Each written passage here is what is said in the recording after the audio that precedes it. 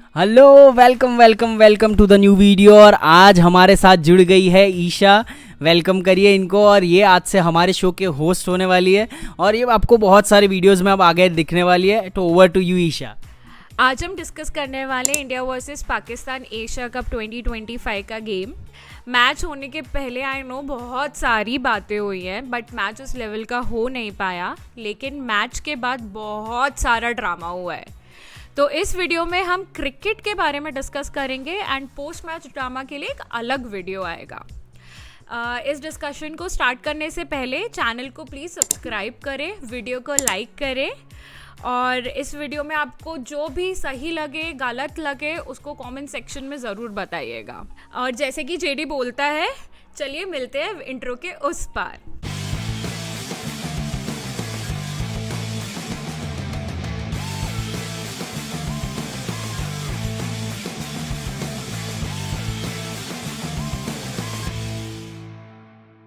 तो मेरा पहला क्वेश्चन है, क्या पाकिस्तान ने टॉस जीतने के बाद बैटिंग लेकर सही किया? मुझे लगा कि उनका डिसीजन, उनकी जो टीम उन्होंने खिलाई थी उस हिसाब से सही था, क्योंकि उन्होंने एक ही फास्ट बॉलर खिलाया था और 4 स्पिनर्स खिलाए थे। क्योंकि जो चैंपियंस ट्रॉफी में उन्होंने गलती करी थी कि प्रॉपर स्पिनर्स लेके नहीं आए थे, उसको रेक्टिफाई करने के लिए शायद मुझे लगा कि ओवरडू कर दिया उन्होंने। 4 स्पिनर्स खिला दिए, प्लस उनके पास पार्ट टाइम स्पिनर्स भी है, तो बहुत सारे स्पिनर्स थे। तो उनको लगा कि शायद वो पिच एक टाइम के बाद थोड़ा और स्लो हो जाएगा और उसमें स्पिनर्स को हेल्प होगा। लेकिन थोड़ा उल्टा हो गया, क्योंकि सूर्य कुमार यादव ने ये बोला कि ड्यूक आता है इस टाइम पे दुबई में और थोड़ी अंडर द लाइट्स पिच थोड़ी अच्छी हो जाती है। तो आई थिंक सूर्य कुमार यादव का जो डिसीजन था वो मेरे हिसाब से सही रहा और पाकिस्तान को वही हर्ट कर गया, क्योंकि स्टार्टिंग में पिच और ज़्यादा स्लो ही रहा और थोड़ा धीरे धीरे बेटर होने लगा। कि शाहीन आफरीदी ने भी लास्ट में काफ़ी सिक्सेस मारे, रन्स बना दिए और फिर इंडियन बैटर्स को काफ़ी अच्छा मौका मिला बैटिंग करने का अंडर द लाइट्स। तो आई थिंक थोड़ा वहाँ पे मात खा गए। लेकिन वही है कि पाकिस्तान शायद दूसरी बैटिंग करता तो भी वो हार सकता था, क्योंकि उनकी टीम कॉम्बिनेशन और उनका जो प्लेइंग स्टाइल है वो मैच नहीं कर पाया इंडिया के साथ। So my next question is, India की बॉलिंग अच्छी थी या पाकिस्तान की बैटिंग खराब थी? यार ये तो बहुत ही अच्छा आपका क्वेश्चन है, क्योंकि इसमें बात यह है कि इंडिया की बॉलिंग ओवरऑल अगर आप देखोगे एशिया में ही नहीं या सिर्फ ये गेम में नहीं, आप ओवरऑल देखोगे कि वर्ल्ड की जो टॉप 2 या टॉप 3 टीम्स है उसमें one of the best bowling attack है। और उसमें भी दुबई की कंडीशंस में आप देखोगे भाई, चैंपियंस ट्रॉफी में भी इंडिया ने जो किया और ये कंडीशंस में इंडिया के बॉलर्स को बहुत ज़्यादा हेल्प मिलती है। उनके पास अलग अलग वैरायटी है, मतलब इंडिया में आपके पास स्पिनर्स मिल जाएंगे, आपको फास्ट बॉलर्स भी मिल जाएंगे, आपके पास हार्दिक पांड्या, शिवम दुबे जैसे ऑलराउंडर्स भी है। तो बहुत सारे ऑप्शंस है आपके पास।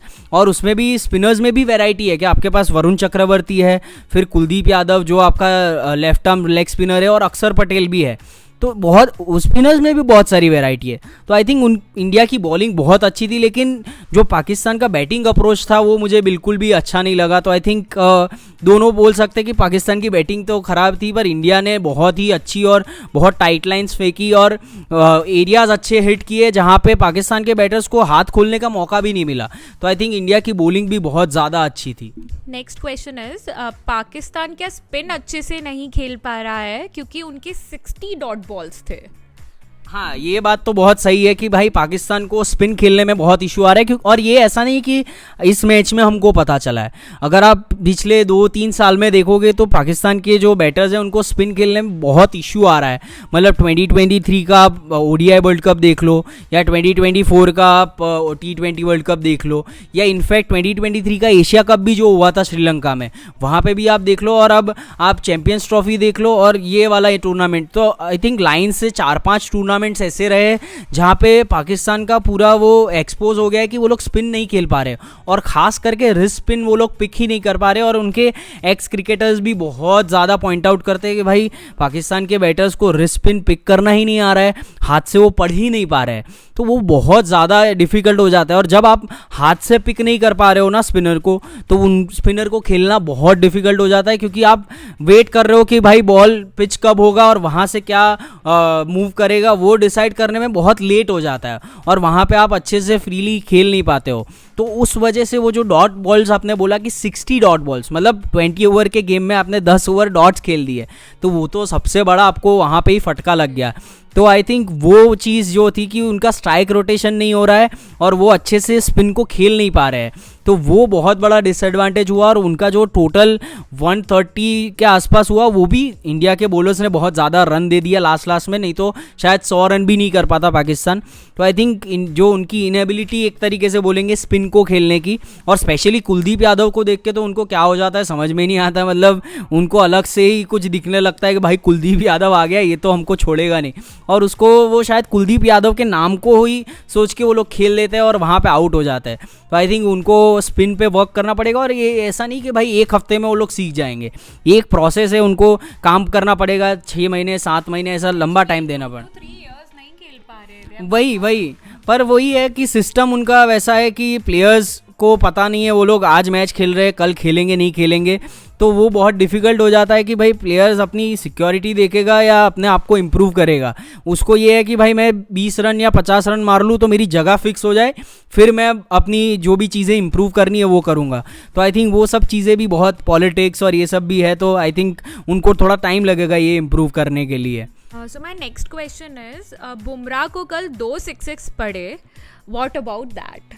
आई मीन बुमराह ये बुमराह, मतलब आई थिंक बुमराह को शायद पाकिस्तान के सामने लास्ट 5 T20I गेम्स खेले, उसमें पहली बार 6 पड़े, और आई थिंक बुमराह अभी बहुत टाइम बाद खेल रहे हैं, ऐसा लगा वो टेस्ट मैचेस खेल रहे थे, फिर रेस्ट भी लिया और उसके बाद T20 का क्रिकेट बहुत टाइम के बाद खेल रहे हैं, तो क्या वो बॉडी खुली नहीं है? पर अभी हमने देखा पहली मैच में भी UAE के बैटर्स ने उनको काफ़ी टारगेट किया था और ट्राई किया था कि उनको अटैक करे।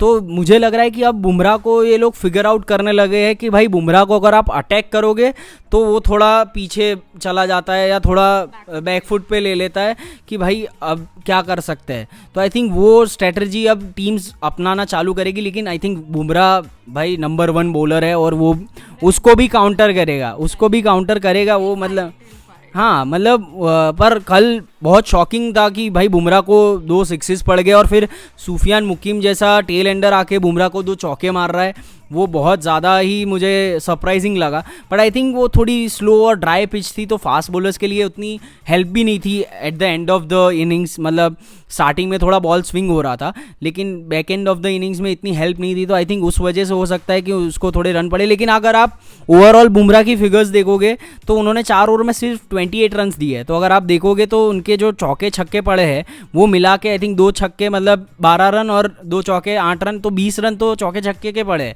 बाकी के उन्होंने 8 ही रन दिए हैं। तो आई थिंक वो भी देखना पड़ेगा कि भाई वहाँ पे अच्छी उन्होंने बॉलिंग करी है, पर शायद वो 1-2 बॉल आपके ख़राब गिर जाते हैं 4 ओवर के स्पेल में, वहीं पे आपको चौके छक्के पड़ गए। तो आई थिंक हमको थोड़ा टाइम देना पड़ेगा, लेकिन बुमराह को भी ये वर्कआउट करना पड़ेगा कि अगर उन पर कोई अटैक कर रहा है तो उसको कैसे वो देखेंगे शायद, और कैसे काउंटर करेंगे, बाउंसर करेंगे, स्लोअर यॉर्कर करेंगे, क्योंकि यॉर्कर्स भी बहुत तगड़े किए हैं बुमराह ने। ऐसा नहीं है, कल थोड़े अनलकी थे कि उनको विकेट्स उतने नहीं मिले, लास्ट में 1 ही विकेट मिला, बट बॉलिंग उन्होंने भी अच्छी करी थी, बट 1-2 बॉल्स इधर उधर हो जाते हैं। तो I think one of the day हो सकता है शायद नेक्स्ट मैच में या सुपर फोर्स के मैचेस में बुमराह हमको दिखे कि ज़्यादा विकेट ले रहे हैं या अच्छी और बॉलिंग कर रहे हैं, तो बुमराह के लिए हमको वरी नहीं करना चाहिए I think. So let's discuss Kuldeep more. He seems to be in the great rhythm. So can we discuss him? जी, तो कुलदीप का बहुत सरप्राइजिंग है। मैंने प्रीव्यू वीडियो में भी बोला था कि यार कुलदीप एक ऐसा बॉलर है जो जनरली लेग स्पिनर्स को थोड़ा रिदम का इशू रहता है कि भाई अगर रिदम में है वो लोग तो अच्छी बॉलिंग करेंगे, पर रिदम अगर पकड़ में नहीं आ रहा है तो उनको बहुत डिफिकल्टी होती है, क्योंकि वो फिर शॉर्ट पिच बॉलिंग करते हैं या बहुत ज़्यादा फुल बॉलिंग करते हैं आई थिंक। तो वो मुझे एक टेंशन था, क्योंकि कुलदीप यादव का ऐसा है कि वो क्रिकेट खेल भी नहीं रहे, क्योंकि पूरी इंग्लैंड सीरीज़ अगर आप देखोगे तो वो बेंच पे ही बैठे, उन्होंने मैच बॉलिंग नहीं करी है, भले ही नेट्स में बॉलिंग करते हैं वो, पर वो मैच में जो बॉलिंग करनी होती है वो एक अलग ही होता है। तो आई थिंक वो चीज़ मुझे थोड़ा लग रहा था कि यार कुलदीप क्या वो रिदम में बॉलिंग कर पाएंगे, लेकिन जो उन्होंने पहली UAE वाली मैच में ही जो बॉलिंग करना स्टार्ट किया और ऐसा लगा था कि कुलदीप यादव तो खेल ही रहे, पिछले 2 महीने से क्रिकेट ही खेले जा रहे और ऐसा रिदम लग रहा था। तो आई थिंक वो जो उनका रिदम है, कुलदीप यादव की सबसे बड़ी स्ट्रेंथ है कि उनकी रिदम, अगर वो अच्छा भाग के आ रहे हैं, क्रीज पे अच्छे से पहुंच रहे हैं और उनका जो बॉल है वो अच्छे से रिलीज़ हो रहा है, तो फिर कुलदीप यादव बहुत ही डिफरेंट बीस्ट बन जाता है एक सर है। हाँ मतलब एक सिम्फनी जो बोलते हैं ना वैसा टाइप का उनका रहता है। तो आई थिंक वो बहुत ज़्यादा ज़रूरी है कि कुलदीप यादव का रिदम अच्छा हो, और आई थिंक अभी उनका रिदम अच्छा है, वो एक अच्छी हेड स्पेस में भी है, और मतलब वही है कि वो बहुत ज़रूरी होगा इंडिया का एशिया कप में। जो चांसेस अगर अच्छे हैं तो वो कुलदीप यादव हमारा ट्रम्प कार्ड होंगे, क्योंकि अभी वरुण चक्रवर्ती की उतनी अच्छी एक रिदम नहीं दिख रही है, वो उतना अच्छा बॉलिंग नहीं करवा पा रहे हैं, उनका उतना टर्न नहीं हो रहा है बॉल, या अच्छे टप्पे पे नहीं गिर रहा है। हालांकि वो भी इतने कोई रन्स नहीं दे रहे, लेकिन वो एक वरुण चक्रवर्ती जो मिस्ट्री स्पिनर है वो अच्छी बॉलिंग करते हैं, वो नहीं मिल रहा है। तो आई थिंक कुलदीप यादव का अच्छे फॉर्म में होना इंडिया के लिए बहुत ज़्यादा ज़रूरी है। तो I think Kuldeep Yadav will be trump card for India in the coming matches and super fours as well. Now let's begin with India's batting. India के ओपनर्स का स्टार्ट कैसा लगा आपको? मतलब आप देखोगे कि यार अब इंडिया का अप्रोच चेंज हो गया है बैटिंग में, जब से विराट और रोहित का रिटायरमेंट हुआ है तब से इंडिया ने एक वो लिया है कि हम अच्छे स्ट्राइक रेट, बहुत मतलब 190 200 के स्ट्राइक रेट से खेलेंगे।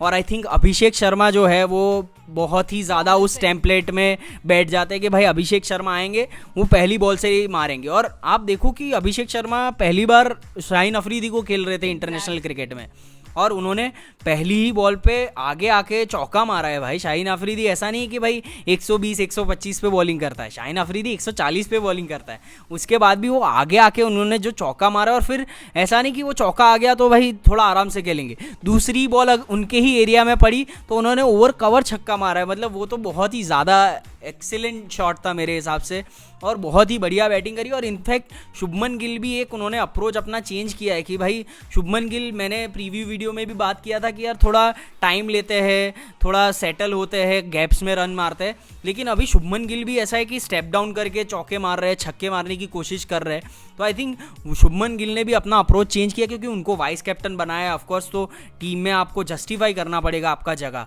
क्योंकि आपके पीछे यशस्वी जायसवाल है, संजू सैमसन ने अपनी ओपनिंग की पोजीशन छोड़ी है, तो आपको आपकी पोजीशन जस्टिफाई करनी पड़ेगी। और आई थिंक शुभमन गिल भी ट्राई कर रहे हैं कि वो अपने वो पोजीशन को जस्टिफाई करे और अटैकिंग क्रिकेट खेले। तो वो मुझे अच्छा लगा कि भाई शुभमन गिल भी अपना अप्रोच चेंज कर रहे हैं। तो आई थिंक ओपनिंग पार्टनरशिप अच्छी थी, लेकिन हमको ये ध्यान रखना पड़ेगा कि भाई अभिषेक शर्मा का ऐसा है कि दो धारी तलवार है, वो चल गए तो रन बना के देंगे आपको, लेकिन अगर आउट हो गए तो वो पहली दूसरी बॉल पे भी आउट हो सकते हैं। तो हमको उनको बैक करना है, ऐसा नहीं कि भाई 2 मैच में वो आउट हो गया तो लोग बोलने लगे कि ये क्या एकदम इररिस्पॉन्सिबल क्रिकेट खेल रहा है और विकेट फेंक रहा है। ऐसा नहीं है, उसका गेम ही वैसा है, वो वैसे ही खेलेगा। IPL we have seen हाँ, वो वैसा ही खेलता है। और कल भी आप देखोगे तो वो जिस बॉल पे आउट हुआ है वहाँ पे लॉन्ग ऑन पे या लॉन्ग ऑफ पे प्लेयर था, फील्डर था वहाँ पे अवेलेबल, और उसके बाद भी उन्होंने सोचा कि मैं छक्का मारूंगा, तो उन्होंने लॉफ्टेड शॉट ही खेला, वहाँ आउट हो गए।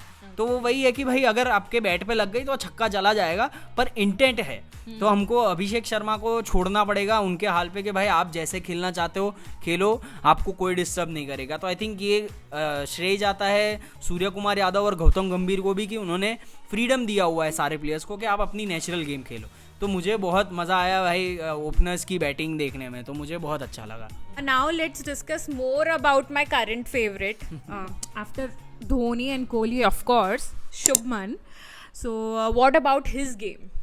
जैसे मैंने बोला कि शुभमन गिल बहुत इम्प्रूव कर रहे हैं, मतलब अच्छी उन्होंने बैटिंग चेंज करी अप्रोच, और हमने देखा कि टेस्ट मैच इतने खेल के आए थे, उसके बाद अब T20I क्रिकेट खेल रहे हैं। तो आई थिंक वैसा वाला है कि उनको अपनी टेक्निक चेंज करनी पड़ी आई थिंक, और अप्रोच चेंज करना पड़ा। पर एक बहुत ही एक नई बात आई है कि उनकी एक नई वीकनेस पकड़ में आई है, क्योंकि आप देखोगे कि चैंपियंस ट्रॉफी देखोगे और आप आज कल का मैच भी देखोगे, वो कैरम बॉल पे आउट हुए हैं। तो ये उनका एक नया वीकनेस शायद बाहर आ रहा है कि जो बॉल टर्न होके बाहर जाती है वहाँ पे वो मिस कर रहे, बॉल को रीड नहीं कर पा रहे अच्छे से। और वो चैंपियंस ट्रॉफी में भी वैसे आउट हुए थे अबरार अहमद को, और कल वो सायम अयूब को भी कैरम बॉल पे आउट हुए। तो शायद शुभमन गिल ने एक अपनी वीकनेस जो बॉल अंदर आती थी फास्ट बॉलर्स की, उस पर तो काम कर लिया, लेकिन शायद अब उनको एक कैरम बॉल वाली बॉल पे भी काम करना पड़ेगा, नहीं तो लेग स्पिनर्स उनको बहुत ज़्यादा तंग कर सकते हैं, क्योंकि लेग स्पिनर्स का जनरली बॉल पिच करके बाहर जाता है, तो वो उनको इशू करेगा शायद। तो उनको देखना पड़ेगा शुभमन गिल को, ये इशू भी उनको फिक्स करना पड़ेगा। But I think Shubman Gill इतने अच्छे कैलिबर के प्लेयर है कि वो ज़रूर इसको देखेंगे और वर्कआउट भी करेंगे शुभमन गिल। सूर्या और तिलक की पार्टनरशिप अब हम इसके बारे में बात कर लेते हैं। हाँ, क्योंकि आप देखोगे कि अभिषेक शर्मा और शुभमन गिल ने एक अच्छा स्टार्ट दे दिया था और तेज स्टार्ट दे दिया था, और जब आपका टारगेट इतना कम हो कि 120 125, तो थोड़ा ट्रिकी गेम होता है, क्योंकि इसमें कभी कभी टीम फंस जाती है कि क्या हम जल्दी जल्दी खेलें या हम थोड़ा टाइम लेके खेलें, तो उसमें डबल माइंड हो जाती है और कभी ऐसा हो जाता है कि ऐसा टोटल फंस जाता है। जैसे हमने देखा था T20 वर्ल्ड कप में इंडिया पाकिस्तान की गेम में यही हुआ था कि पाकिस्तान को 120 रन चाहिए थे और वो थोड़ा स्लो खेलने के चक्कर में फंस गए और वहाँ मैच हार गए। तो आई थिंक वो जो अपने ओपनर्स ने अच्छा स्टार्ट दिया था उसको कैपिटलाइज किया सूर्या और तिलक ने, और तिलक की मैं खास करके तारीफ़ करना चाहूँगा, क्योंकि तिलक वर्मा का पिछला आप एक साल देखोगे तो उन्होंने फ्लैट ट्रैक्स या तेज़ विकेट्स पे काफ़ी अच्छे रन बनाए, लेकिन IPL में भी आप देखोगे या और T20 मैचेस में देखोगे कि स्पिन फ्रेंडली विकेट्स पे वो इतना अच्छे से नहीं खेल पा रहे थे। तो आई थिंक उन्होंने अपना गेम वहाँ पे इम्प्रूव किया कि कल मुझे लगा कि वो स्पिन को बहुत अच्छे से खेल रहे थे, मतलब इतना अच्छा उनको स्पिन पे खेलते हुए मैंने बहुत टाइम बाद देखा है।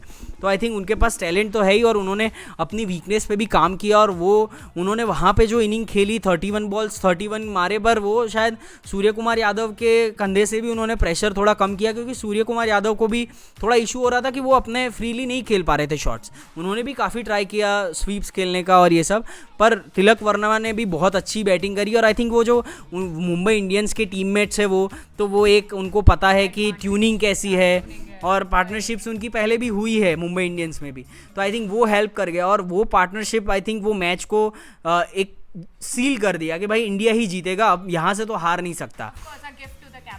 हाँ, करेक्ट। और मतलब ऐसा था कि अगर वहाँ पे तिलक वर्मा या सूर्या आउट हो जाते तो वो थोड़ा मुश्किल हो जाता, भले ही हमारे पास पीछे बैटर्स थे, शिवम दुबे थे, हार्दिक पांड्या, अक्षर पटेल, संजू सैमसन, ये बैटर्स थे, लेकिन क्या होता है कि एकदम से 1-2 विकेट गिर जाते हैं तो थोड़े बैटर्स प्रेशर में आ जाते हैं। तो वहाँ पे मुझे लगा कि ये पार्टनरशिप बहुत ही ज़्यादा इंपॉर्टेंट थी और उन्होंने बहुत अच्छा खेला। तो I think hats off to Tilak Varma and Surya Kumar Yadav. तो आई थिंक ये वीडियो के लिए इतना ही। अगर आपको ये वीडियो अच्छा लगा हो तो प्लीज़ लाइक करिए वीडियो को और चैनल को सब्सक्राइब भी कर दीजिए, और कमेंट में बताइए हमारे नए होस्ट कैसे हैं, और थोड़ी तारीफ भी कर देना यार, अच्छे होस्ट है बहुत। तो थैंक यू सो मच। इस वीडियो के लिए इतना ही। Good bye.